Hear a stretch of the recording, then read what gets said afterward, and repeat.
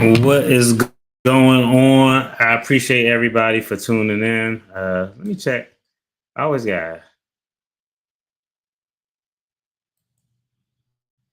okay. I always got to check. My mic be acting funny sometimes. Anyway, yo, what is going on?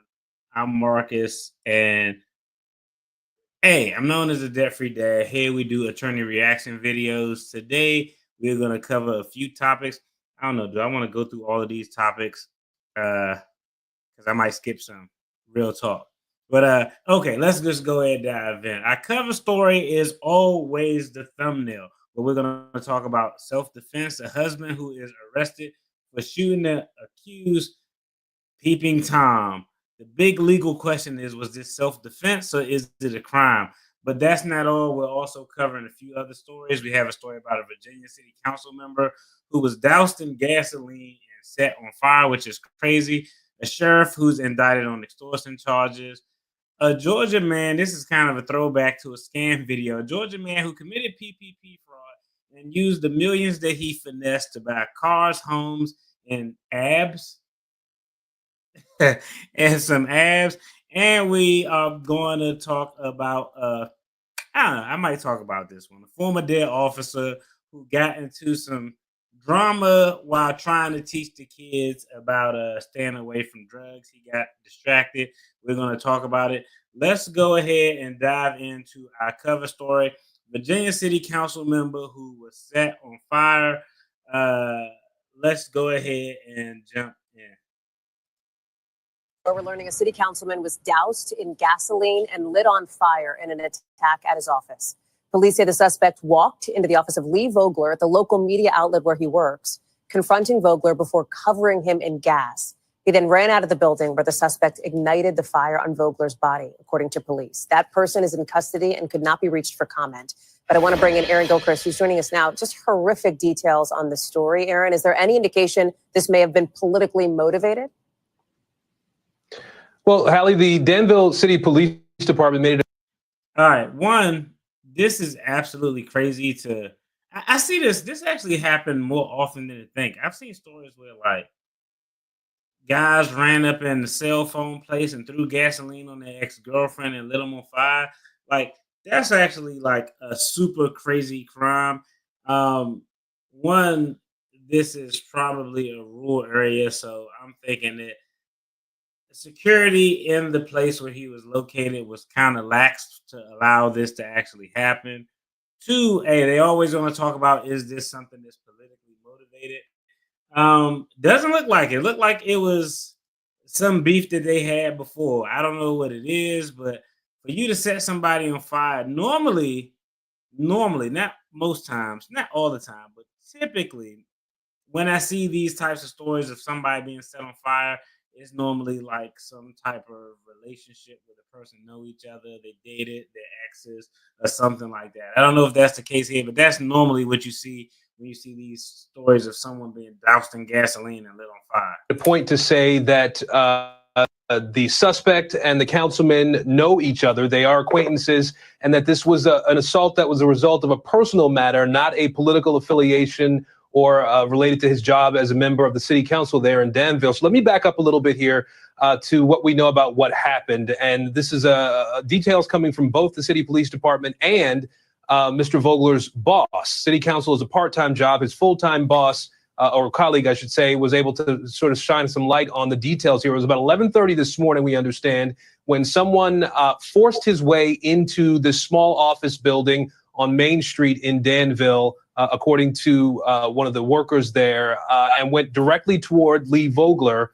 And then we understand he was carrying a 5-gallon bucket of gas. That's how it was described by his coworker, and threw that gasoline on Mr. Vogler, who then ran toward the front door to get out of the building, yelling for someone to call 911. And then was set on fire in those moments after that happened. We understand now that police. All right. Now, again, this is something that's really like hard or impossible to react to. Because one, I mean, gasoline is just strong. And then if someone throws gasoline on you, you just mentally know what's coming next. But I don't know if it would have been possible. I don't know how accustomed he is to being in high stress situations, but he should have grabbed the fucking dude. If somebody throws gasoline on you, the worst thing you could do is take off running. Literally, the best thing you could do. If somebody throw gasoline on me, I'm gonna grab that motherfucker and bear hug the fucking shit out of him. Because when you like that match, we both gonna be on fire. I don't mind being. I don't want to be on fire, but if I gotta burn, I'm taking somebody. Somebody gonna be extra crispy right along with my ass. Now, this story is interesting because there are a few legal concepts that we're gonna talk about here. One, attempted murder, intent, substantial step. I think that is relatively easy. Clearly, he had the intent. He walking around with the gas tank. He took a substantial step, breaking into the place, pouring the gasoline on them, striking the match. Aggravated and malicious wounding or mayhem. Normally, that's a charge, and states vary. They call it different things.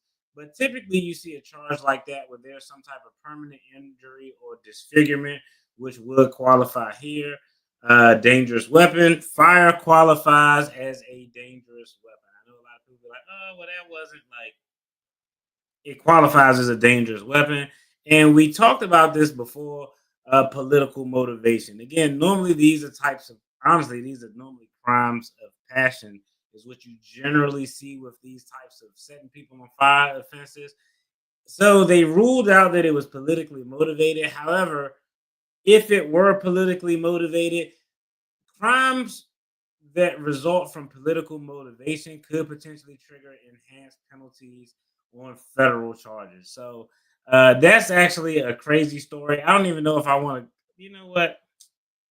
Let's go ahead and finish this one out since we already got this far.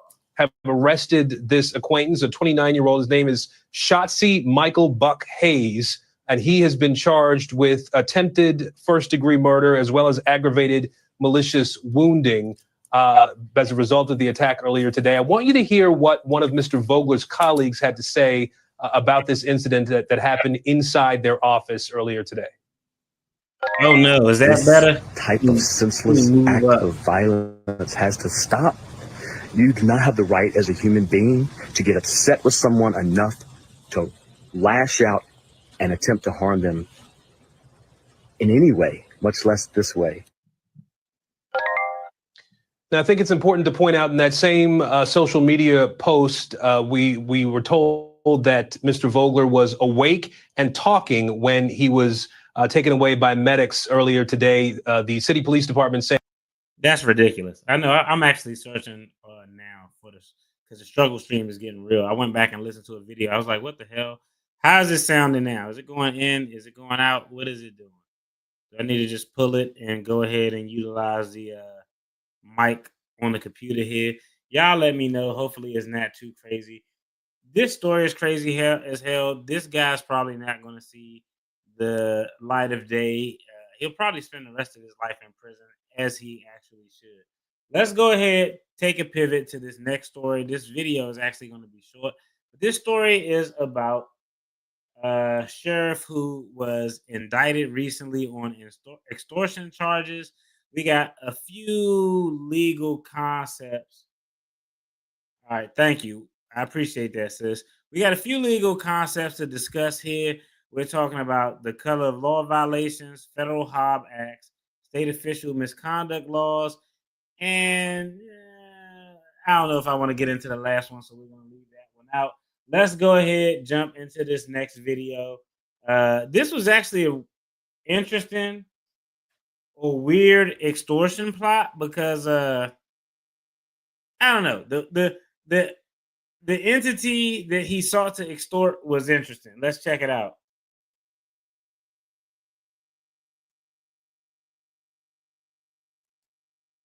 The Suffolk County Sheriff is now under arrest. FBI agents in Florida took Stephen Tompkins into custody this morning and charged him with extorting the CEO of a cannabis company so he could own stock in the business.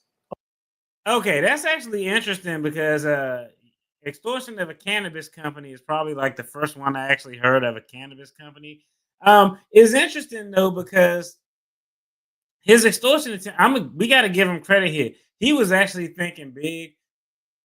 the goal of the extortion was for essentially interest, stock ownership interest in the actual company. I mean, normally extortion crimes aren't for ownership interest in a legitimate business. So, hey, I got to give them a little bit of credit for thinking outside of the box on that one. Only to demand a refund when the investment didn't pay off. NBC 10's Oscar Margain joins us live from outside the sheriff's office in Boston. Oscar, how did this alleged scheme play out?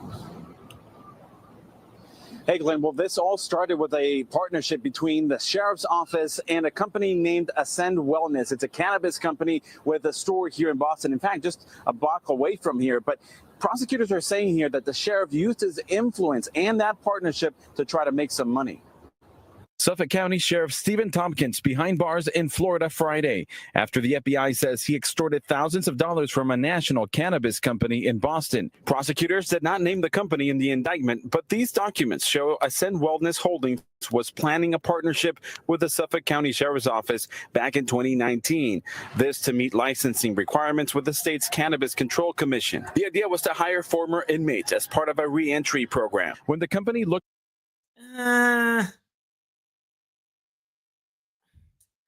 do I want to hire former inmates to work at a cannabis company? Y'all actually be shocked at my answer. Well, y'all probably won't. It depends. A lot of states have decriminalized marijuana charges. So I could see a situation where if someone has recently got out and they were in custody for a marijuana charge and you want to give them entry into that potential realm of ownership in that business, I can see how that would actually make sense. Outside of that, I don't know. Like it depends. It depends. I mean, everybody deserves a second chance, but that's a weird business to hire an inmate in. Not saying it can't happen, but it would depend on, I mean, I guess the rehabilitation, the nature of the offense that they were charged with, but I'm not necessarily opposed to it. Someone who was locked up on a marijuana charge, since it's kind of being decriminalized, is potentially going to be rescheduled. I could see trying to do them a solid and allowing them entry into the legalized pot business. to go public, Tompkins allegedly pressured the CEO of Ascend to allow him to invest $50,000, knowing the company needed his partnership to remain in good standing. The investment would nearly triple a year later before the stock took a dive. Tompkins then allegedly demanded Ascend to return his $50,000 in the form of these checks. If what's alleged is true, I think it's just reprehensible. CEO of Treehouse Craft Cannabis, Wes Ritchie, says the industry is heavily regulated and not as lucrative as one might think. The police officer, the sheriff here is kind of stupid. Okay, so now it's getting a little bit of granularity. We see what happened here. The company needed the police officer by his color of law, his authority to be able to operate. In exchange for that, he wanted to invest $50,000. $50,000 tripled, and because he was too dumb to realize when he should pull his profits out and he left it in, when it went down, he wanted his money back. Like, bro, the whole point of view was to make an investment in this. Even if that was the case, like, you should have just asked him for $150,000. Like, real talk. The whole point, if you make an investment, the whole reason it's called investment, because it could go down. So, shame on that officer, because he was greedy and stupid, of course, but greedy as well. Pressure that an elected government official acting in this way would add to the stress of a cannabis operator, and under an already stressful, difficult time it's just so disappointing. Almost unbelievable. The U.S. Attorney's Office called the alleged actions an affront to the voters and taxpayers who elected the sheriff, while the FBI said Suffolk County citizens deserve better and that public servants who fall short of the highest ethical standards will be rooted out. Obviously, every one of us public officials is held to a high standard, and whenever there are law enforcement officials that have anything coming into question with the law, that is a very serious allegation. There's always going to be federal law enforcement when there's fraud and public corruption, especially public corruption, because these are the cases that people become U.S. attorneys on. And let's just think about it. I mean, there's an entire section in the Department of Justice that specializes in fraud and public corruption, trying to find politicians, elected and appointed officials doing dumb shit. And that is clearly what we have here. Real quick, just some of the concepts is one, color of law. That's essentially a term that's used when an elected official or someone is using their authority to commit a crime. The Federal Hobbs Act, how does that come in play? Well, the Federal Hobbs Act is a federal statute that relates to extortion that affects interstate commerce movement across state lines. How could that potentially be implicated? If there's a company, for example, a person is extorting someone and they're extorting a business that operates in interstate commerce, that has goods and services moving across state lines, that would trigger the Federal Hobbs Act. And the last thing is for these charges, I mean, we just got to talk about it. Should he be removed from office? Obviously, yes. We'll see how it plays out because just recently, DC Council just swore in former council member Trayon White, who was indicted on bribery charges, and the facts were blatantly obvious. Now, once he gets convicted, he's probably going to get screwed. But this is something that happens all the time. Oh, my goodness. Hold on. Let me see.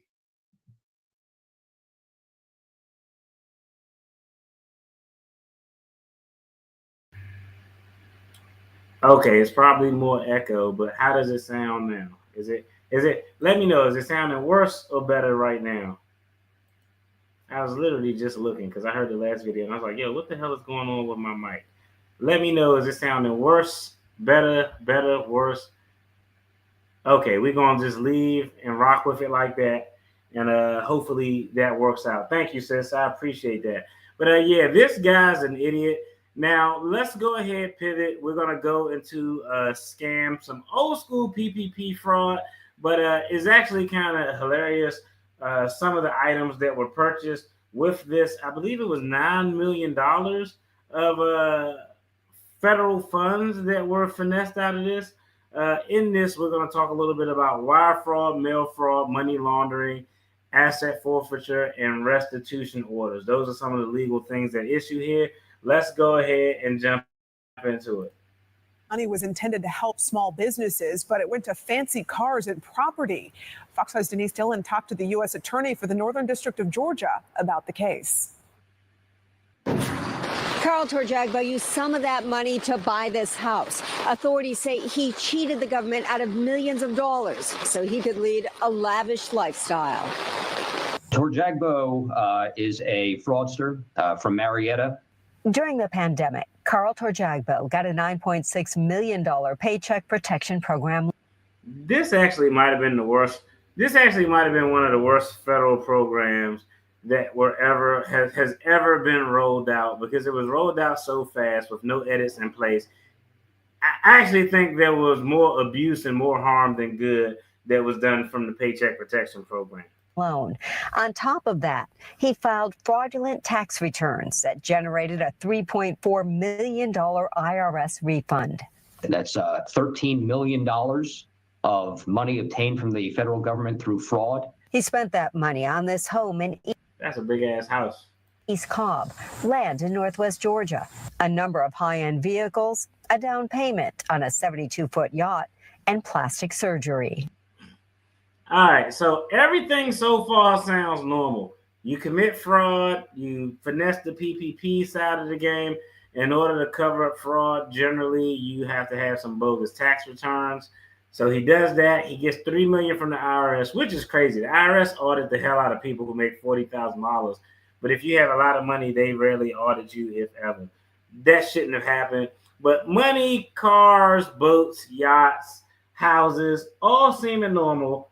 Plastic surgery is kind of wild. You normally don't hear of guys commit. I've done video of people committing fraud and having plastic surgery, but it's normally like women getting some BBL or something like that. You rarely hear of a guy who commits fraud and gets plastic surgery. Got himself $15,000 worth of gladiator abs. Torjagbo was able to get the PPP loan, Yeah, claiming this dude paid $15,000 for some abs. Our federal tax dollars paid for this dude to get some abs. That's actually crazy because I didn't know you could. I mean, I guess you could surgically get anything, but I've never heard of anyone surgically getting abs. $15,000. Is that worth abs? I don't know, but apparently he thought it was. For abs. Torjagbo That's actually got bad. himself $15,000 worth of gladiator abs. Torjagbo was able to get the PPP loan, claiming he had a company, Kremkov Industries. Kremkov Industries was running a gold mine in Ghana. The company was fake. Okay. Real talk, I blame the federal government for this 100% of the time. This guy applied for PPP funds saying that he had some company, what? In Ghana? Is that what they said? That's actually crazy. A gold mine in Ghana. They gave this dude $9 million based off his assertion that he had a gold mine in Ghana. This is 100% the federal government's fault. This program was actually terrible. It probably caused more harm than good. I'm sure some people got it and they actually need it, but I'm pretty sure if they calculated the percentage of funds that were defrauded versus legitimately used, it might be 50-50, 60-40 on the fraud side of the game, honestly. But this is just dumb. That should actually trigger a red flag if your business applying for government funds during the pandemic was having a fucking gold mine anywhere. Kremkov Industries was running a gold mine in Ghana. The company was fake, and so were the hundreds of employees he said worked for him. According to Torjagbo, 493 people who were living in the United States but working a mine in Ghana. And he identified by name. Whoever, I don't know what Doge is doing right now, but whoever was responsible for approving this fucking PPP loan, they need to be fired immediately. Just what this gentleman is explaining on the application, it sounds like BS soon as you hear it. This is actually probably one of the most ridiculous, at least everybody else who I've covered, all of their businesses are BS too, but it's a business that could presumably sound legitimate. A gold mine in Ghana with U.S. citizens who are over in Ghana working in the gold mine, that sound crazy as hell. A number of those employees to the banks. Individuals like Keanu Reeves, Gene Hackman, Oliver Twist, Jon Snow. Bruh. Hackman. Did y'all hear that? Banks. And he identified by name a number of those employees to the banks. Listen to the people who he listed as employees on his gold mine in Ghana that was BS. This is actually ridiculous. Individuals like Keanu Reeves, Gene Hackman, Oliver Twist, Jon Snow. This was really a notorious fraud. While it may seem almost comical, the money Torjagbo received was meant to help small businesses that were barely getting by during COVID. But it's horribly offensive that this was money meant to help struggling Americans, and it was wasted and abused by this criminal. Torjagbo will be sentenced in November. The maximum he could receive, 170 years. He should get all of that. He should get all of that. And whoever approved it, whoever was at the bank and didn't report it initially, as soon as they heard that Keanu Reeves worked in the gold mine in Ghana, Oliver Twist worked in the gold mine in Ghana, any of those people worked in the gold mine in Ghana, they all should actually, everybody, he should go away. The person who approved it, anybody who was in the chain of approval for this should probably be unemployed. They should probably get dosed immediately. And I'm not a proponent of people losing their jobs, but this is actually one of the most ridiculous PPP fraud cases that I've heard. We talked about mail and wire fraud before. Essentially, is when you use the mail or some means of telephonic, electronic, wired communication to facilitate a fraud. Every time the money is actually transferred, that's another count of wire fraud, which could carry up to 20 years in prison. in a gold mine in Ghana. That's crazy. Money laundering essentially is a method to try to conceal illegally obtained funds.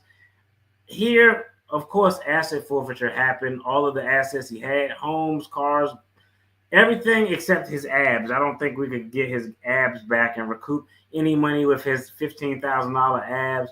But everything else is going to be recouped, probably sold and auctioned off to see how much of the funds the government taxpayers can get back.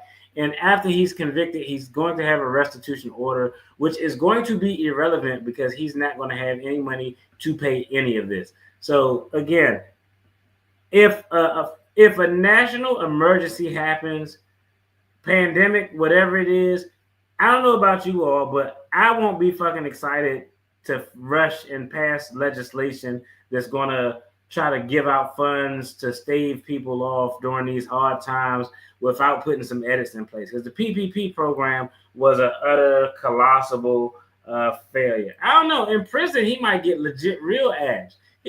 All the time he looking at, he ain't gonna have nothing but time to work out and do sit-ups and do crunches. And I don't know, like, hey, if a woman gets PPP fraud and gets a BBL, I actually want to see what the BBL look like, considering that I paid for it, us taxpayers.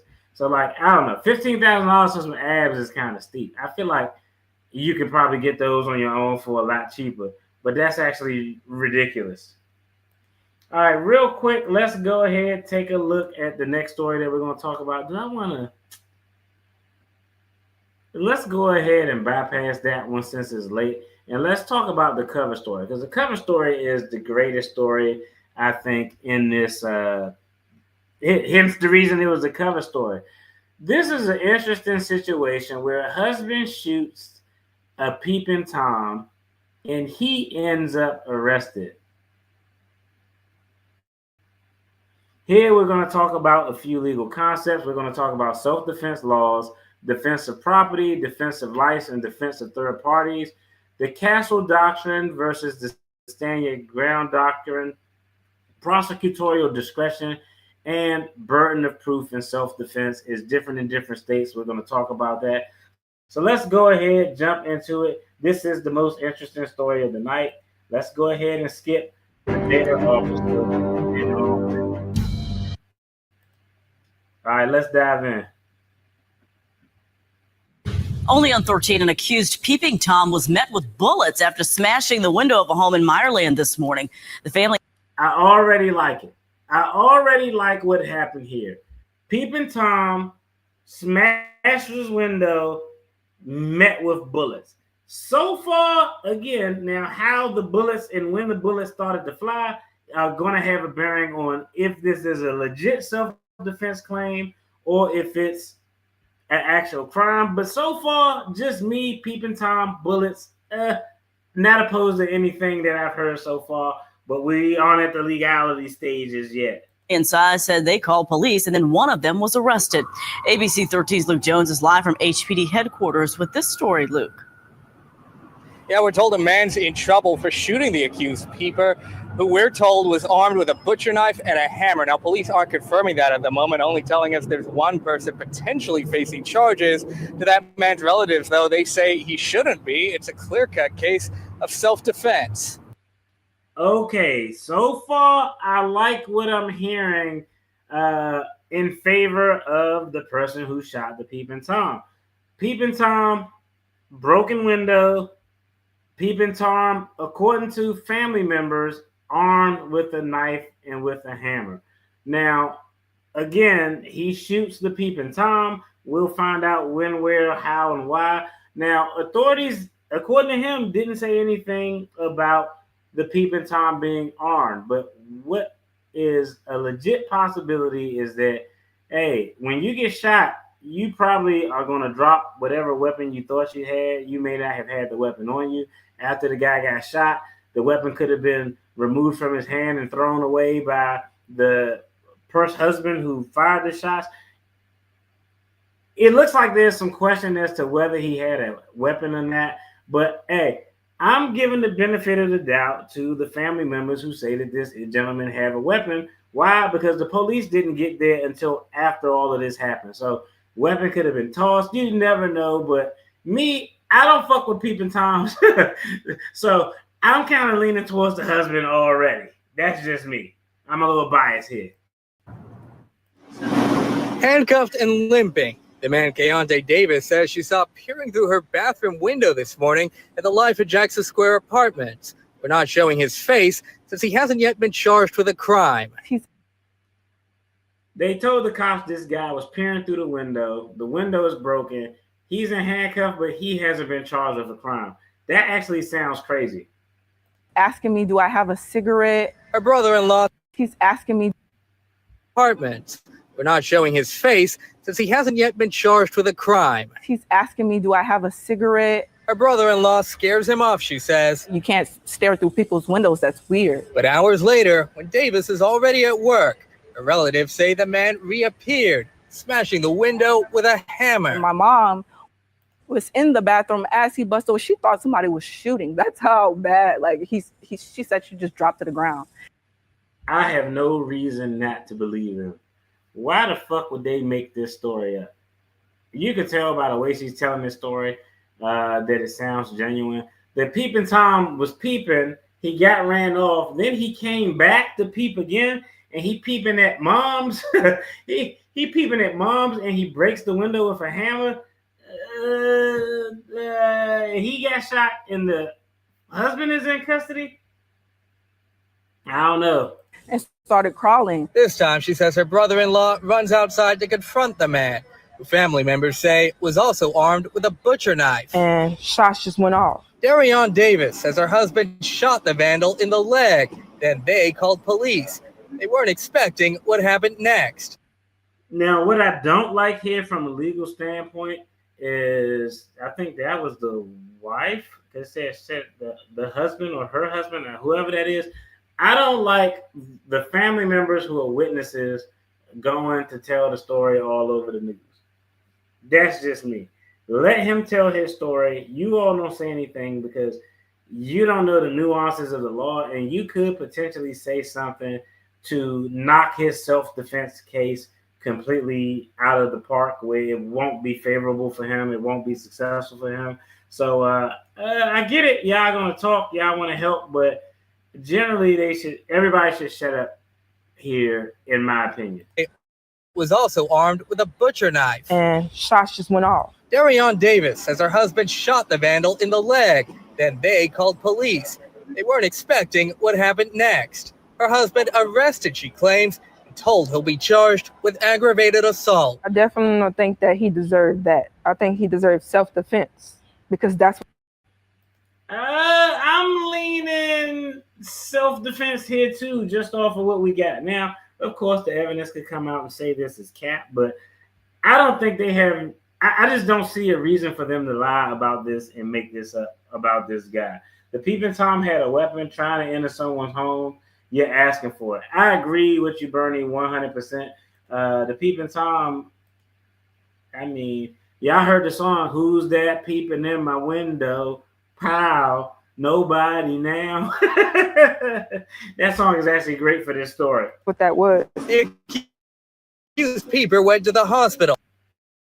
Police haven't said if he'll face charges. Blood like here. Davis hopes he does.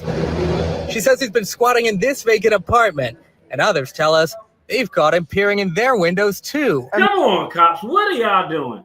This dude is at their window peeping in the morning. He comes back to peep in the afternoon. He's looking at Mom Dukes. He breaks the window. He has a hammer. He has a knife. He broke the window with something, unless he just punched it. And if he would have punched it, his hands would have had a bunch of lacerations. So he clearly had something when he broke the window. He's squatting in the vacant in the apartment, and everybody else in the unit is saying that, hey, this dude has been looking through my window too. This is literally the only thing that could. The biggest thing here is going to be, what did the husband say when law enforcement arrived? What I hope he said was, hey, this dude broke the window. My mom was in there shook. She didn't know what was going on. This was the second time this guy was there today. I went out to approach him. When I went out to approach him, he had a knife in his hands.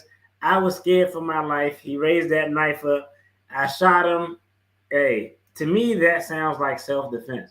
Now, I don't know what he said. If he said, hey, the guy had a knife in his hand, but or didn't have a knife. Yeah, I don't know. But generally, if he sticks to that first story, he should be fine. I think the other residents of the apartment who said this same guy has been peeping in their window, it gives them additional support to support their version of what happened. So I think the cop, I don't understand how they didn't fucking charge this guy immediately. Literally, I'm scared to actually be in these windows too. I literally am scared to actually be in these apartments or in this area anymore because HPD doesn't take anything serious. Like they just let everything go around here. Now, last check, criminal charges hadn't posted for Davis's husband in publicly available court records, but his family says police took him away this morning and they haven't seen him since. Live downtown tonight, Luke Jones, ABC 13, Eyewitness News. DeARE. All right, we gotta see what the update on that story is because I think that story is absolutely crazy. I actually wouldn't have arrested the guy. I mean, we didn't hear anything about possession of a unregistered firearm or anything like that. So, I mean, I'm just giving the guy the benefit of the doubt. And I'm going to just be honest.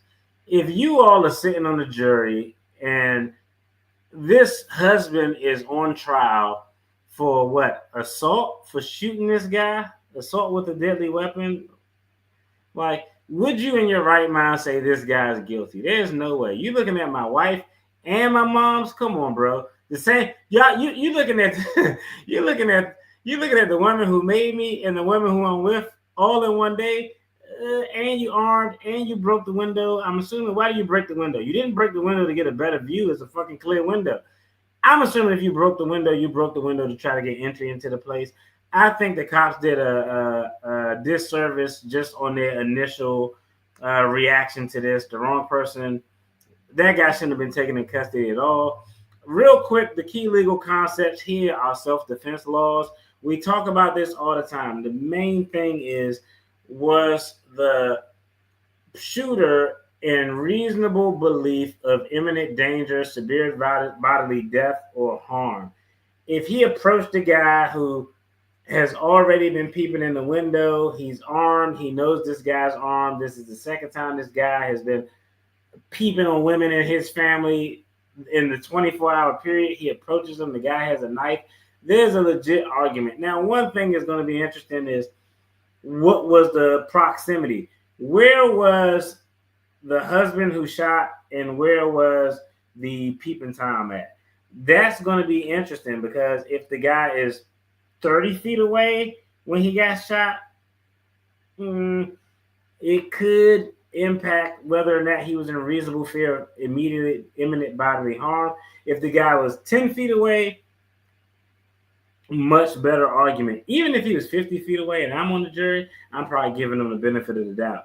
Next, we're going to talk about defense of yourself or others. Here is the defense of himself because he was in the immediate threat. So he wouldn't be able to use that he was defending his family or his mother because there was no immediate threat. Normally with a third party, you can defend a third party the same way they have the right to defend themselves.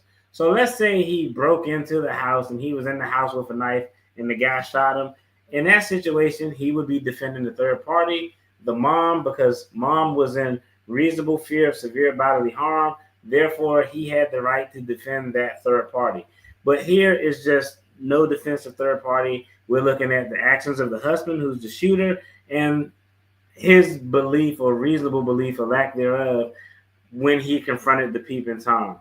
One thing we need to take note of is two things where states vary could in fact impact this. Castle doctrine, stand your ground. Castle doctrine typically applies within the confines of the home. So essentially the castle doctrine is, hey, my home is my castle. I don't have a duty to retreat when I'm inside of my home. Now, because this was not inside the home, it was outside of the home, they're going to be looking at stand your ground laws, if stand your ground laws are applicable. Pretty much it's either stand your ground law where you don't have a duty to retreat, or it's a state that's kind of goofy and like, if you can retreat, you have to retreat. That is actually dumb, in my opinion. I don't know. I don't think at all times in this situation a retreat may not have been likely. And your physical abilities could impact your ability to retreat as well. But those are just some things that could potentially come into play. Now, all of this is about something we talk about all the time: prosecutorial discretion. What does the district attorney want to do? I don't know what the fuck the cops was doing, because that guy should not have been arrested that day. I mean, just in my opinion, he shouldn't have been arrested. If he was in fact charged, if I'm a judge and I hear these facts, this guy is going to get an unsecured bond.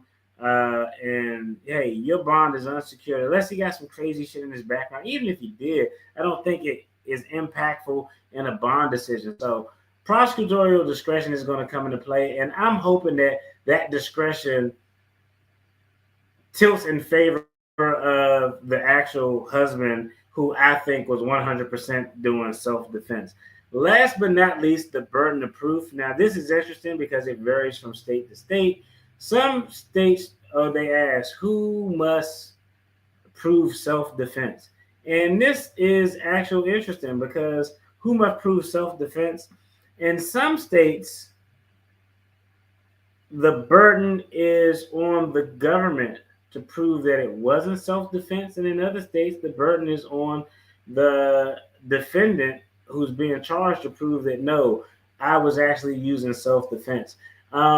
Typically, I think the rule should be that self-defense is probably shouldn't be a presumption. I think self-defense is something that the defendant would more likely have to prove. I think that just kind of makes more sense. Rather than proving that, hey, we're going to assume self-defense unless you can prove that it wasn't self-defense prosecution. That actually makes no sense to me. But I don't know. Peeping Tom, window, looking at my wife in the morning, looking at my mother in the evening, breaking the window. You got a knife. I come out to confront you. I'm scared for my life. I don't want to get shanked up because you already tried to break and enter and potentially assault my mom Dukes. Nah, it's not going to happen. I think that this should work out in his favor unless we just got some trouble prosecutors and even worse police officers. But I'm going to do a follow-up on this one because this one is interesting. Squatting in an apartment complex, just peeping in everybody's window, which is actually crazy because it seemed like he would have got his ass whipped a long time ago. I would think he would have got his ass whipped a long time ago. But I don't know. Maybe he walked around with a knife all the time. I don't know, but that's wild. It's actually wild that he was squatting there. Everybody said, or a lot of other people said he was peeping in their windows. I'm sure they called the police and the dude was still squatting there to commit this. This is actually ridiculous. It's actually an embarrassment for local law enforcement. It's ridiculous. I hope everything works out in the husband's favor here. You all let me know what y'all think in the comment. Hey, that's it for this video. I'm getting off here because it's late. I'm tired. I was hanging out with my son today. We went to go get our feet did.